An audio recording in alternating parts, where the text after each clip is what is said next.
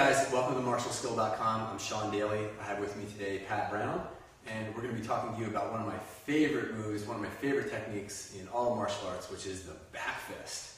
Back fist, we call it Bung, or Bung Da, or Bung Choi, depending on what exact system you're in, or what Chinese you're using or not using.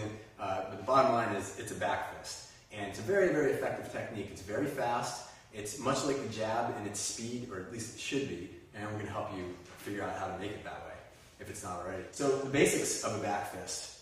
Really, a back fist is, I'm going to do this straight onto the camera so you can see this. A back fist, starting from my fighting position, is simply coming out from here. Okay, so this lead hand. We're going to go punch, punch. And this needs to go, it's not here, it's not, it's just like a jab. It should go all the way out and all the way back. You don't want to pull it. So I don't want to go like this. It's not a flick, it's not a feint, though it can be. We'll talk about that later. But this should go all the way out, so this should be extended fully at the end. Now some people are worried that they're going to hyperextend their elbow when you do this. I guess that's possible, but you need to learn the sensitivity of how to pull that back, just like you do to fully extend your jab. It's no different. Okay? So when we're punching, we're going to lead, this elbow is going to come straight towards our target, and we're going to lead out. So don't think about like this, leading with the elbow and flipping it, but it all becomes one motion coming out to the end point. Okay? So we go punch, punch, punch. Basic back fist. Okay? Much like a jab, you can use this to set your opponent back, to strike. You can strike down, bridge of the nose. Why would we strike there? When you break somebody's nose, it causes inflammation, it causes tearing, makes it hard to see. Okay? You can also strike to pack one over here.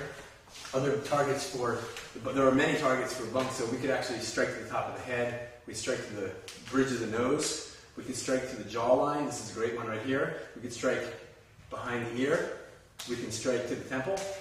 All of these are targets. Okay? So your back fist, a basic back fist, I'll be moved back a little bit here. Your basic back fist is going to be just right here. Okay, again, so just like a jab, back fist. Now, you want to be able to, when you're practicing with a partner, you should be able to have the control to be able to land that without striking them. Okay, so I just touched Pat in the cheek. Okay, even if that was a fist.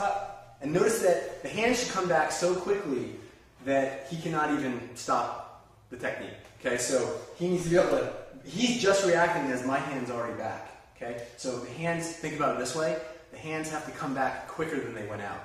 That's what you were thinking. By thinking that way, you're actually going to create a faster technique. Okay? So most people, we talked about this in the jab video. If you haven't seen that, go back and watch it. People get tense and they telegraph their motion, right? So, I'm going to back fist you. But he's pretty sure I'm going to back fist him right about now because I'm looking like I'm going to do that. Okay? But if I'm in a normal fighting position here, he doesn't know I'm going to do that. I don't want to give anything away as a fighter. Okay? So, right there.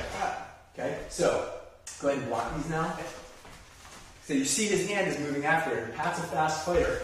That back fist should be so quick, it comes back, okay, even before he can stop it. All right, come a little closer. Okay. So that's a basic back fist. Another back fist is grabbing and punching over the top. Because one of the things is, if he's got his lead hand up like this, and I'm back fisting, he can just simply raise that hand to block. Okay? A little bit easier to block. There we go. Okay? So what I might want to do is punch over the top of that. So I'm going to grab here. Okay? I could jam, so I can jam and punch over the top. By the way, this is very similar to a reverse palm.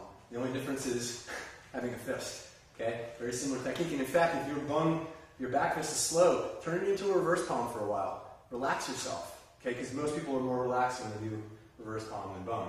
Because that fist, again, as soon as you start making a fist, most people get all tense. As we talked about in the jab video, it shouldn't be a fist until it gets out there. So if I'm throwing Bung, I'm going to do what we call simple Bung. Okay, I'm not going to go here, I'm going to go here at the same time. So this happens all together, boom, together over the top. So you don't want to go 1, 2, gives him way too much time to figure out what I'm doing. You also don't want to go like this, okay, but it's da-da. If you're a drummer, it's a flam, right there, and back, so, and back, and back. Okay, so nice solid contact. You can see Pat's hand is ready from that. That's what it should be. Okay, so you're not slapping it. You're grabbing it with control and punching it. That draws his attention to this hand. Okay, he's gonna be like momentarily like, whoa, my hand's been grabbed. That's drawing his attention. It's moving his guard away. It's also drawing his attention there. And there's a lot of that in praying mantis kung fu. Okay, so that's simple Bung. Okay, so when you're practicing with a partner, you probably want to work maybe an inch off of them. If they're having trouble blocking, if it's somebody who's very good, so Pat is going to go ahead and use Bung, doesn't matter, yeah, that's fine, so there we go. So I want to make sure that's it. So you want to try to touch me in the jaw. You want to practice with attention. There we go, nice. It's very difficult to block this if it's not being telegraphed. Nice, okay? So same thing back. So if your partner is a little bit slower, not stopping it, it's up to you to have the control, okay, to stop. You don't want to be punching your partner in the jaw over and over again. You're probably not going to want to practice with you much.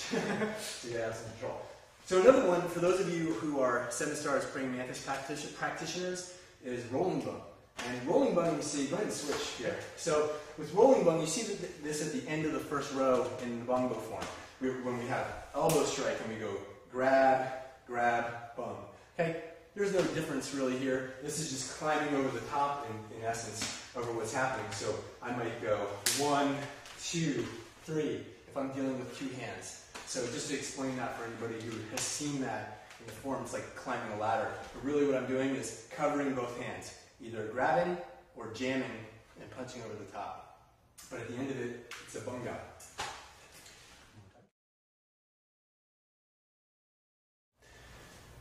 Okay, so one thing that's really important to remember about the striking surface with a backfist or bunga, and not everybody realizes this, your hand is made up of many, many small bones. You do not want to be striking here, the back of your hand, okay, unless you've got some seriously tough hands.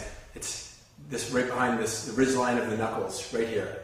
That's your striking surface, okay? So you shouldn't be leading like this, and you shouldn't be like this. This should be a straight line, so it's just like a straight fist, you know, turned over. So all the bones in your arm should line up. This is completely straight. I could set a plate on this, okay? It should be completely flat, and I'm going to strike right along the edge. So if I'm striking somebody in the jaw, temple, wherever it is, that's my striking surface.